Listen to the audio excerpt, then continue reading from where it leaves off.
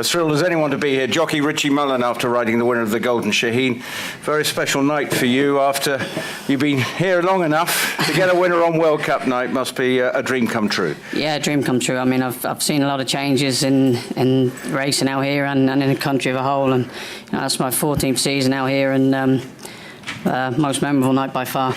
And this horse has been a real favourite to yours, and the way he's progressed through the carnival and to come out and then win the Golden Shaheen is no mean effort. No, and we were kind of scratching our heads early in the year. We were working him and he wasn't working very well, and hence we ran him and just to see what would happen, whether it was just saving a bit on the track, and he ran okay, but still far below the horse we thought he was. And we then sat down and Satish, myself and Boop, the assistant, and we decided, we'll try some headgear for him.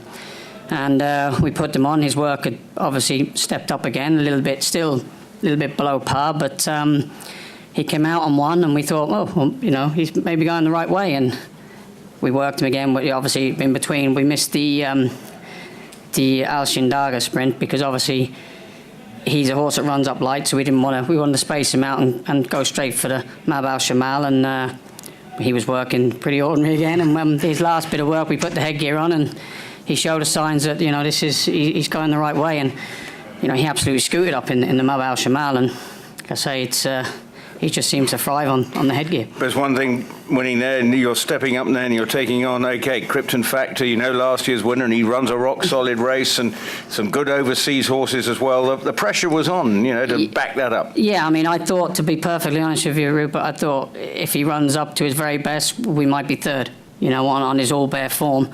I knew we won the Mab Al Shamal, but I think we probably met a below par Krypton Factor, if I'm perfectly honest. But, this fella, he won it well, and like I thought, we're coming into the real world now. He's going to have to up his game, and I thought, at best, he might be third, but he's just surprised me once again. And for you, you've already said, you know that you're sort of you haven't quite used the word journeyman jockey, but in Britain, but you are, you're not necessarily getting all the big rides. For you, this is a bit of a red letter day. No, absolutely. I mean, like I say, at home, I ride for some nice stables, but, on the big occasions, there's so many of us in England that are the same, and Dubai has been my hunting ground for the last, X amount of years, and I've been very fortunate out here, and it's very special for my first Group 1 to have it here, and for His Highness Sheikh Rashid as well, and Satish have been big supporters of mine. It's a very special day. And all the family here to watch it?